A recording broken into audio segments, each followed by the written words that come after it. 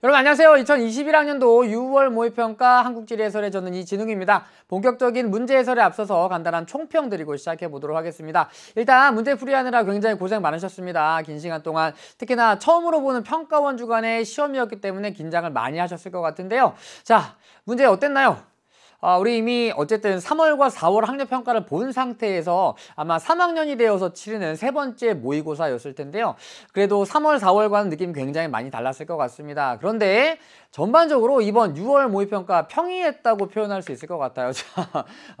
또 싫어하실 거예요. 알고 있습니다. 항상 평이했다 혹은 쉬웠다 이런 얘기가 나오면 여러분들 되게 싫어하시는 거 알고 있는데 어쨌든 전반적으로 예년의 6월 모의평가랑 비교해 보더라도 굉장히 평이한 문항들이 출제되었음을 확인해 볼 수가 있었습니다. 저는 사실 문제 풀면서 또 마지막에 채점을 하면서 전반적으로 평가원에서 쉽게 내려고 노력을 했구나라는 생각이 들 정도로 굉장히 쉬운 문항들이 배열이 되어 있었고요.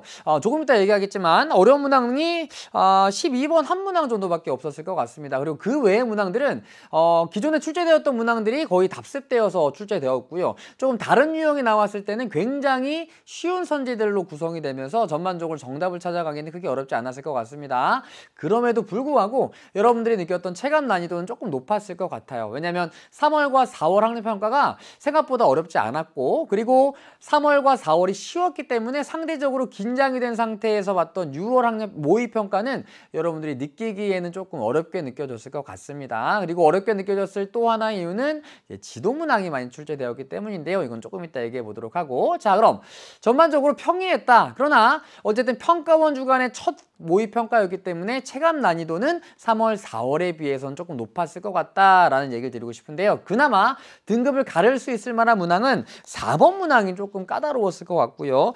이 문항은 사실 그렇게 어려운 문항은 아니에요. 근데 약간은 생소한 유형이었을 것 같습니다. 그리고 가장 어려웠던 문항은 12번 문항이었을 것 같은데요. 사실 이 문항은요. 각 권역별 그리고 각 도별 인구 규모 1, 2위 도시 정도만 알아두셔도 충분히 풀 수 있었던 문항인데요. 작년 수능 완성에 이런 인구와 관련된 이런 자료가 포함이 되어 있었고요. 제 수능 개념 교재에 각 도별 인구 1, 2위 도시와 관련된 그래프가 보조단에 실려 있었습니다. 그래서 그 내용만 잘 정리해 두었으면 그나마 조금 접근해 볼 만했겠지만 그래도 이번 20문항 중에서는 가장 어려웠던 문항이 12번 문항이 아니었을까 생각을 해봅니다. 그런데 제가 이 녹화 들어오기 직전에 오답률을 체크해 봤거든요. 이게 아무래도 사이트마다 또 시점에 따라 조금 달라질 수 있겠지만 12번 문항이 의외로 오답률은 그렇게 높지 않더라고요. 그래도 가장 어려웠을 문항이었을 것 같은데 생각보다 오답률이 높지 않아서 저도 조금 신기했던 문항입니다. 자, 그런데 지도 문항이 7문항이나 출제되었습니다. 우리 쭉 보시면은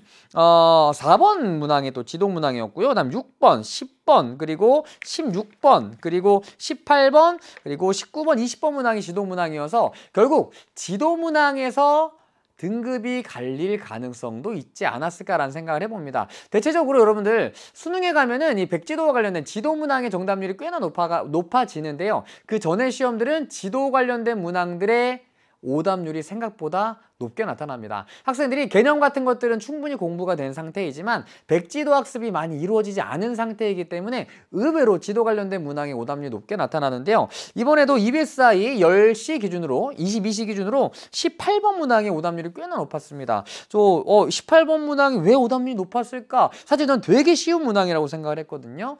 자, 이 18번 문항의 오답률이 높았던 이유로는 그냥 지도 학습이 아직 되지 않았구나. 이거 하나밖에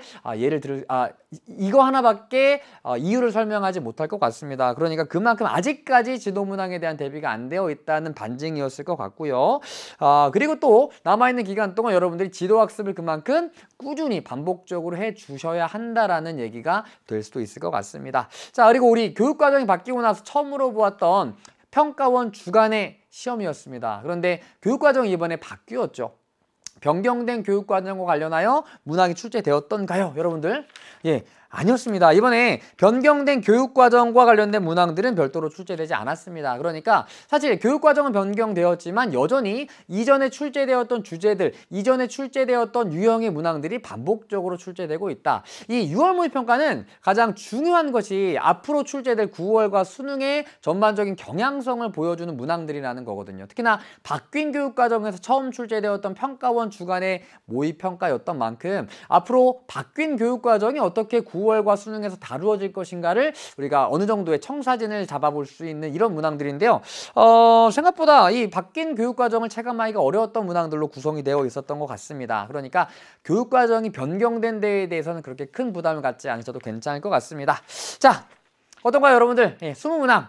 어떤 문항들이 출제되었고 또 어떻게 풀이하면 되는지 지금부터 좀 살펴보려고 합니다. 자, 20문항 관련된 해설 강의는 제가 별도로 준비를 했으니까요. 총평 보면서 20문항도 이렇게 출제되었구나. 그리고 앞으로 9월 모의평가와 수능이 이런 방향으로 출제될 수 있겠구나라는 방향성만 잡아가시면 좋을 것 같습니다. 자, 그럼 이 20문항 어떻게 출제되었고 어떻게 풀이하면 좋을지 해설 강의에서 찾아뵙도록 하겠습니다.